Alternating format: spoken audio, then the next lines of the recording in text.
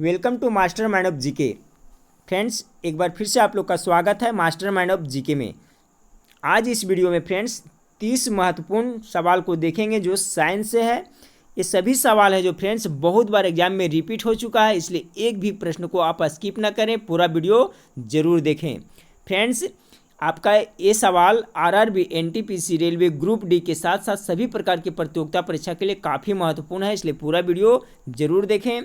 छोटी सी रिक्वेस्ट है, अभी तक चैनल को सब्सक्राइब नहीं किया है तो चैनल को सब्सक्राइब कर लें तथा बेल आइकन को जरूर दबाएं। तो चलिए फ्रेंड्स, फटाफट देख लेते हैं 30 महत्वपूर्ण सवाल जो साइंस से है। सॉरी, आज का जो पहला सवाल है फ्रेंड्स कि निम्नलिखित में से कौन सा सुमेलित नहीं है।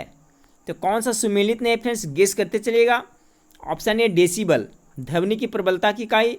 बी में अश्वशक्ति, शक्ति की इकाई। सी में समुद्री मील, नौ संचालन में दूरी की इकाई। डी में सेल्सियस, उष्मा की इकाई। तो देखिए ऑप्शन नंबर डी इसका बिल्कुल राइट आंसर हो जाएगा फ्रेंड्स, क्योंकि ऑप्शन नंबर डी है जो सुमेलित नहीं है। आपका देखिए सेल्सियस है जो ताप को मापने का मात्रक है, जबकि उष्मा का मात्रक क्या होता है फ्रेंड्स, कैलोरी होता है। तो ऑप्शन नंबर डी इसका बिल्कुल राइट आंसर हो जाएगा। सवाल नंबर 2 देखिए फ्रेंड्स कि निम्नलिखित तापमापियों में से किसे पायरोमीटर कहा जाता है। बहुत ही महत्वपूर्ण सवाल है फ्रेंड्स, गेस करें तो पायरोमीटर किसे कहा जाता है। तो ऑप्शन नंबर इसका गेस कर लेंगे आप लोग फ्रेंड्स। ऑप्शन नंबर 20 का बिल्कुल राइट आंसर हो जाएगा, विकिरण तापमापी, अर्थात विकिरण तापमापी को पायरोमीटर भी कहा जाता है। सवाल नंबर 3 को देखें, ताप के निम्नलिखित में से किस पैमाने में ऋणात्मक मान नहीं होता है। बहुत ही महत्वपूर्ण सवाल फ्रेंड्स, गेस करें। ऑप्शन ए में सेल्सियस, बी में फ़ारेनहाइट, सी में केल्विन, डी में र्यूमर। तो देखिए इसका जो राइट आंसर हो जाएगा ऑप्शन नंबर सी हो जाएगा, केल्विन। ठीक है, केल्विन पैमाने में आपको ऋणात्मक मान नहीं होता है। तो सवाल नंबर 3 का right answer option number C हो जाएगा। सवाल नंबर 4 देखें, वॉशिंग मशीन का कार्य सिद्धांत है क्या है फ्रेंड्स। ऑप्शन ए अपकेंद्रण, बी अपोहन, सी उत्क्रम प्रसरण, डी विसरण। तो देखिए वॉशिंग मशीन है फ्रेंड्स वो अपकेंद्रीय बल के सिद्धांत पे कार्य करता है, इसलिए ऑप्शन नंबर ए अपकेंद्रण इसका बिल्कुल राइट आंसर हो जाएगा फ्रेंड्स। सवाल नंबर 5 को देखें। सवाल नंबर 5 आपका है कि पदार्थ के संवेग और वेग के अनुपात में कौन सी भौतिक राशि प्राप्त की जाती है। देखिए फ्रेंड्स ये सब प्रश्न है जो बहुत बार एग्जाम में रिपीट हुआ है, तो गेस करिए इसका राइट आंसर क्या होगा। पदार्थ के संवेग और वेग के अनुपात पूछा जा रहा है, तो कौन सी भौतिक राशि प्राप्त होगी। इसका राइट आंसर रहेगा ऑप्शन नंबर सी, द्रव्यमान, क्योंकि फ्रेंड्स द्रव्यमान बराबर फार्मूला होता है संवेग बटा वेग। चलिए सवाल नंबर 6 को देखें कि विंड पावर, ठीक है, में ऊर्जा का कौन सा रूप विद्युत ऊर्जा में परिवर्तित होता है। तो देखिए विंड पावर में है जो ऊर्जा का गतिज ऊर्जा, ठीक है फ्रेंड्स, गतिज ऊर्जा है जो विद्युत ऊर्जा में परिवर्तित होता है, इसलिए ऑप्शन नंबर 20 का बिल्कुल राइट आंसर हो जाएगा। सभी प्रश्न को जरूर याद कर ले फ्रेंड्स, बहुत ही महत्वपूर्ण सवाल है सारे। सवाल नंबर 7 देखिए कि निम्नलिखित में से कौन आउटपुट डिवाइस नहीं है। Option A monitor, B touch screen, C printer और डी प्लॉटर। तो देखिए फ्रेंड्स इसमें एक है जो आपका आउटपुट डिवाइस नहीं है, बाकी है जो आउटपुट डिवाइस है। तो ऑप्शन नंबर 20 का बिल्कुल राइट आंसर है फ्रेंड्स। मॉनिटर है जो आपका आउटपुट डिवाइस है, प्रिंटर भी आउटपुट डिवाइस है, प्लॉटर भी है, जबकि टच स्क्रीन है जो फ्रेंड्स आउटपुट डिवाइस नहीं है। तो सवाल नंबर 7 का जो राइट आंसर हो जाएगा फ्रेंड्स ऑप्शन नंबर आपका बी बिल्कुल राइट आंसर हो जाएगा, टच स्क्रीन। सवाल नंबर 8 को देखें, मीथेन गैस उत्पादन करने वाला क्षेत्र है गेहूं का खेत, धान का खेत, कपास का खेत, मूंगफली का खेत। देखिए इस तरह से ही प्रश्न आजकल पूछा जा रहा है फ्रेंड्स। तो मीथेन गैस उत्पादन करने वाला क्षेत्र क्या है, तो ऑप्शन नंबर 20 का बिल्कुल राइट आंसर हो जाएगा, धान का क्षेत्र। चलिए सवाल नंबर 9 को देखते हैं। सवाल नंबर 9 है फ्रेंड्स कि सभी जैव यौगिक का अनिवार्य मूल तत्व है। तो सभी जैव यौगिक का अनिवार्य मूल तत्व क्या है फ्रेंड्स, गेस करें। Option A nitrogen, B oxygen, C carbon, D गंधक। तो इसका जो राइट आंसर हो जाएगा friends option number C, carbon है जो सभी जैव यौगिक का अनिवार्य मूल तत्व है, ऑप्शन नंबर सी इसका राइट आंसर हो जाएगा। सवाल नंबर 10 को देखें कि छपाई में प्रयोग की जाने वाली स्याही निम्नलिखित में से किसके अपघटन से प्राप्त होती है। तो देखिए छपाई में जो प्रयोग की जाती है स्याही फ्रेंड्स वो किसके अपघटन से प्राप्त होती है। तो सवाल नंबर 10 का राइट आंसर हो जाएगा ऑप्शन नंबर बी, मीथेन के अपघटन से प्राप्त होती है। चलिए सवाल नंबर 11 को देखते हैं। हाँ फ्रेंड्स, तो सवाल नंबर 11 को देखें। सवाल नंबर 11 है कि कार्बन डेटिंग का प्रयोग किसकी उम्र निर्धारण करने के लिए किया जाता है। तो गेस करें, ऑप्शन ए वृक्षों की, बी में पृथ्वी की, सी में फॉसिल्स की, डी में चट्टानों की। तो देखिए कार्बन डेटिंग पद्धति है फ्रेंड्स, इसका है जो किसके लिए प्रयोग किया जाता है, तो इसका जो राइट आंसर हो जाएगा ऑप्शन नंबर सी, फॉसिल्स की उम्र निर्धारण के लिए कार्बन डेटिंग पद्धति का प्रयोग किया जाता है। देखिए फॉसिल्स मीन्स क्या होता है, जीवाश्म होता है, ठीक है फ्रेंड्स। तो जीवाश्म की जो आयु ज्ञात की जाती किसके द्वारा, तो कार्बन डेटिंग पद्धति के द्वारा, ठीक है। अगर पूछा जाए आपको पृथ्वी की आयु किससे ज्ञात की जाती है, तो इसके लिए हो जाएगा यूरेनियम डेटिंग पद्धति, ठीक है फ्रेंड्स। तो देखिए कहीं कहीं पे यहाँ पे जीवाश्म की जगह पर फॉसिल्स दिया जाता है, ठीक है फ्रेंड्स। तो फॉसिल्स मीन्स क्या होता है, तो जीवाश्म होता है। तो सवाल नंबर 11 का right answer option number C हो जाएगा। चलिए सवाल नंबर 12 को देखें।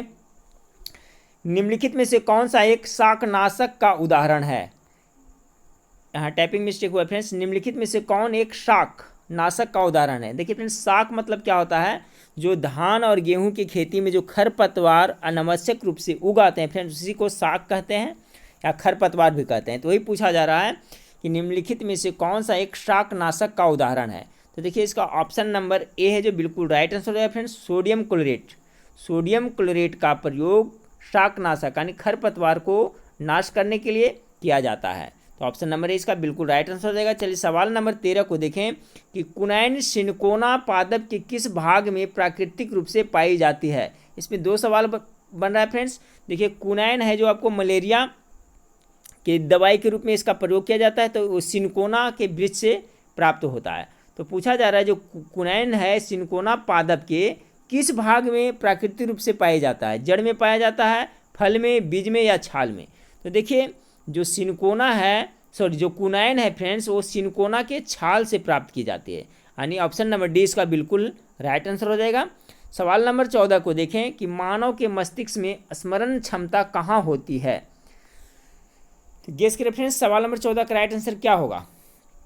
तो इसका जो राइट आंसर होगा फ्रेंड्स ऑप्शन नंबर बी हो जाएगा, सेरिब्रम हो जाएगा, ना कि सेरिबेलम होगा।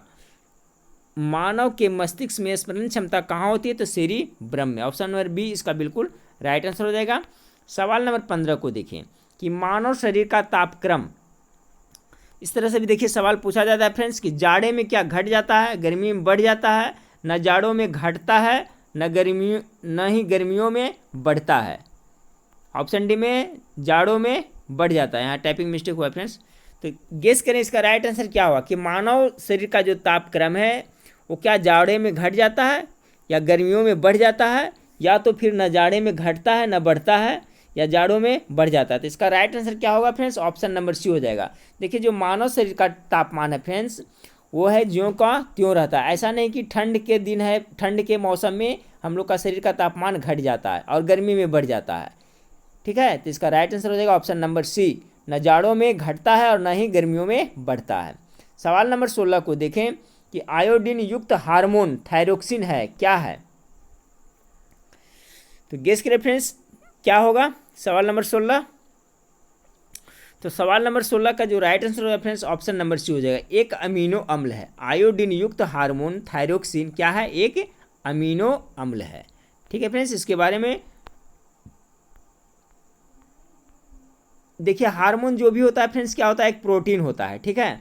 हार्मोन होता है जो क्या होता है, एक प्रोटीन होता है। और सभी जानते हैं फ्रेंड्स कि जो प्रोटीन का निर्माण किससे होता है, तो अमीनो अम्ल को मिला करके ही प्रोटीन का निर्माण होता है। तो आयोडीन युक्त हार्मोन थायरोक्सिन क्या है, तो एक अमीनो अम्ल है। ऑप्शन नंबर सी है जो इसका बिल्कुल राइट आंसर हो जाएगा। चलिए सवाल नंबर 17 को देखें कि निम्नलिखित हार्मोन में से कौन सा एक स्त्रीलिंग हार्मोन है, ठीक है फ्रेंड्स, यानी मादा हार्मोन के बारे में पूछा जा रहा है, तो कौन है।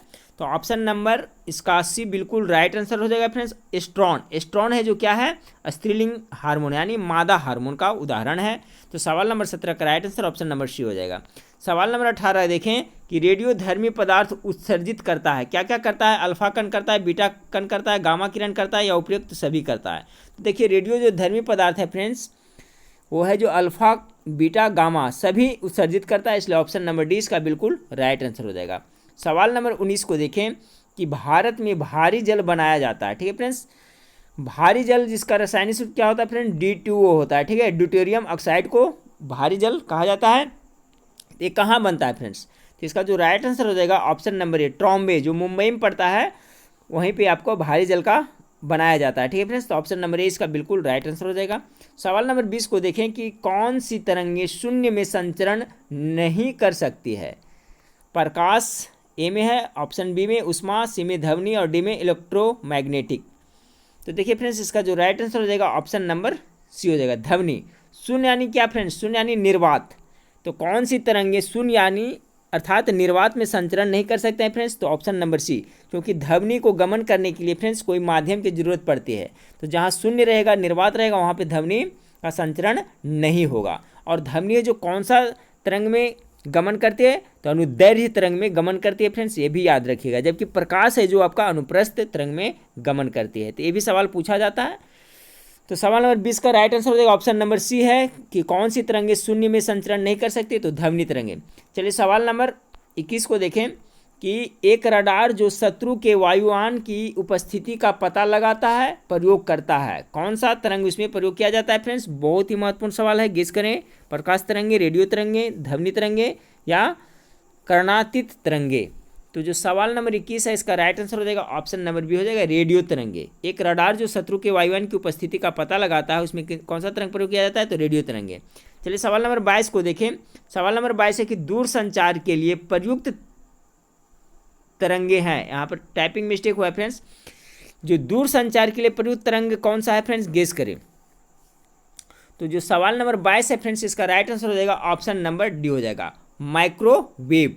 ठीक है, दूर संचार के लिए प्रयुक्त तरंग क्या है, तो माइक्रोवेव तरंग दूर संचार में प्रयुक्त किया जाता है। ऑप्शन नंबर डी इसका बिल्कुल राइट आंसर हो जाएगा। सवाल नंबर 23 को देखें कि पाराध्वनि, ठीक है, पाराध्वनि जेट की उड़ान के कारण क्या होता है। तो जो पाराध्वनि जेट है फ्रेंड्स, उसको उड़ान से क्या होता है, जिसका जो राइट आंसर हो जाएगा ऑप्शन नंबर सी हो जाएगा, ओजोन लेयर में बाधा पहुंचता है। याद रखिएगा, पाराध्वनि जेट की उड़ान से क्या होता है, तो ओजोन लेयर में बाधा पहुंचता है। ऑप्शन नंबर सी इसका राइट आंसर हो जाएगा।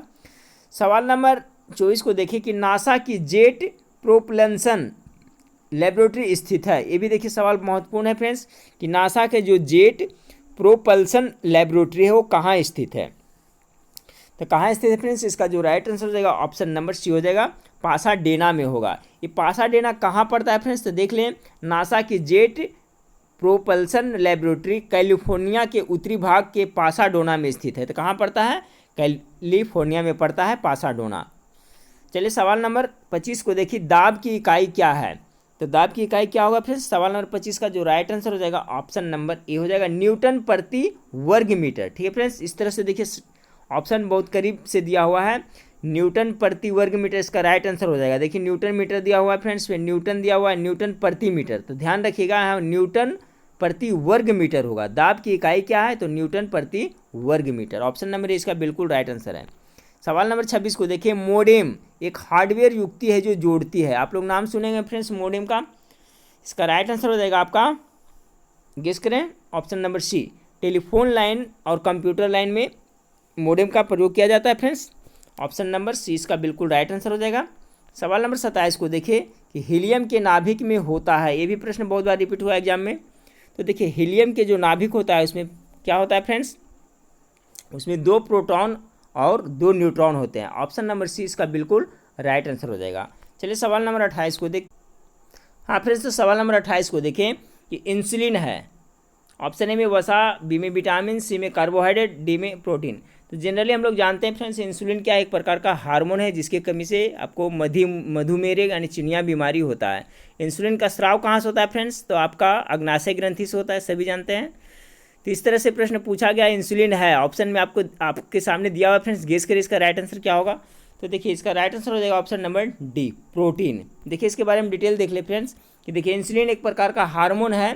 रासायनिक संरचना की दृष्टि से यह एक सूक्ष्म पेप्टाइड प्रोटीन है।